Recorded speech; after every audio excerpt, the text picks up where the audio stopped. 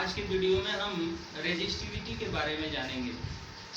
तो रेजिस्टिविटी को समझने से पहले हमें ये समझना होगा कि पिछले वीडियो में आपने रेजिस्टेंस के बारे में जाना, किसी कंडक्टर का रेजिस्टेंस किन किन फैक्टर्स पे डिपेंड करता है। तो सबसे पहले हम ये बताने का कोशिश करेंगे, तो किसी भी कंडक्टर का रेजिस्टेंस जो है वो मेनली 4 फैक्टर्स पे डिपेंड करता है, 4 फैक्टर्स पे डिपेंड करता है।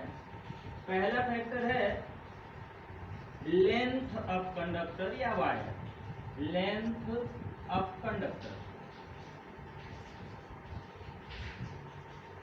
और लेंथ के डायरेक्टली प्रोपोर्शनल होता है जो रेजिस्टेंस होता है। Means R is directly proportional to L, where R is the resistance of conductor and L is the length of conductor। यानी जितना लंबा वायर होगा उसका रेजिस्टेंस उतना ही अधिक होगा, जितना छोटा वायर होगा उसका रेजिस्टेंस उतना ही कम। अब अगले फैक्टर्स पे आते हैं। दूसरा फैक्टर है area cross section of conductor.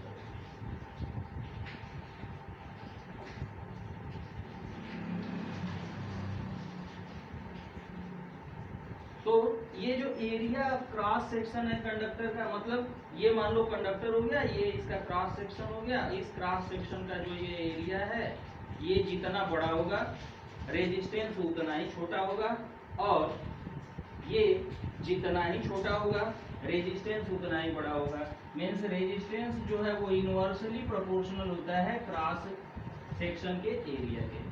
Area increase करेगा तो रेजिस्टेंस डिक्रीज करेगा, एरिया डिक्रीज करेगा तो रेजिस्टेंस इंक्रीज करेगा।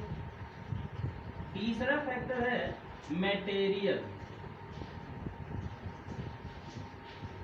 अब कंडक्टर के मटेरियल पे डिपेंड करता है।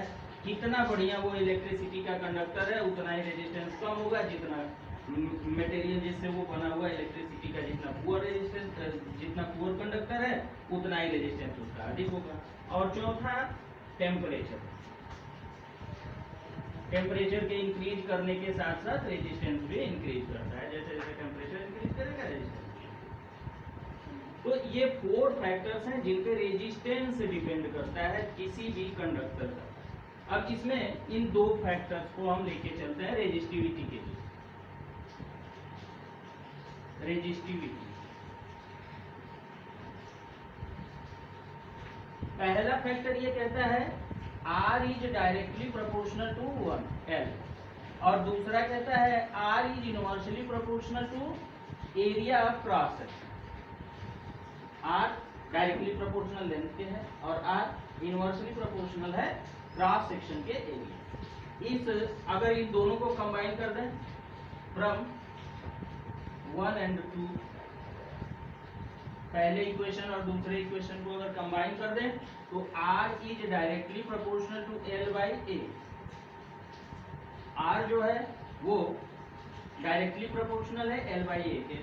इस प्रोपोर्शनलिटी को रिमूव करने के लिए अगर हम यहाँ एक कांस्टेंट यूज करें तो उस कांस्टेंट को हम रेजिस्टिविटी कहेंगे। मीन्स ये जो कांस्टेंट रो हम यूज कर रहे हैं, रो L बाई A, तो ये जो रो है ये एक कांस्टेंट है और इसको रेजिस्टिविटी कहते हैं। मीन्स रो जो हमारा है वो कांस्टेंट है और इसको हम क्या कहते हैं, रेजिस्टिविटी कहते हैं।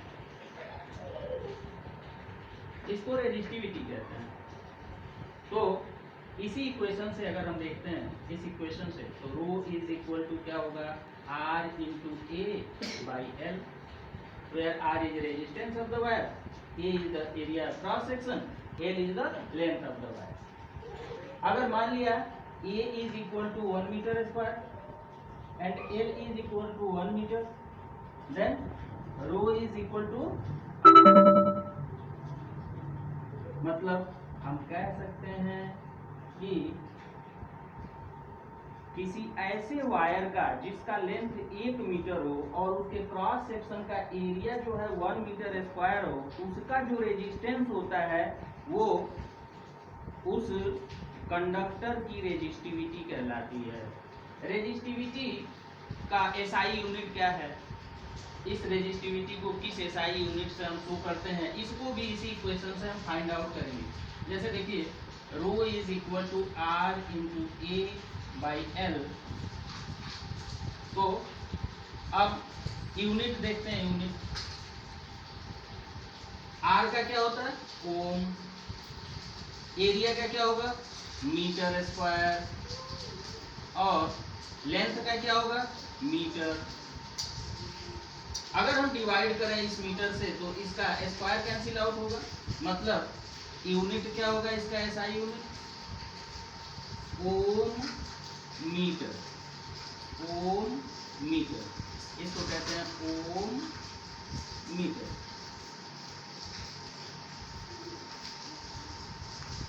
और हम इस फार्मूले से रेजिस्टिविटी को फाइंड आउट कर सकते हैं।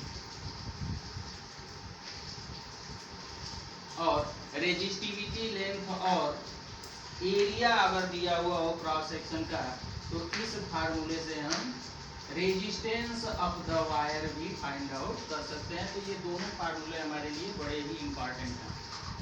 Okay, thank you.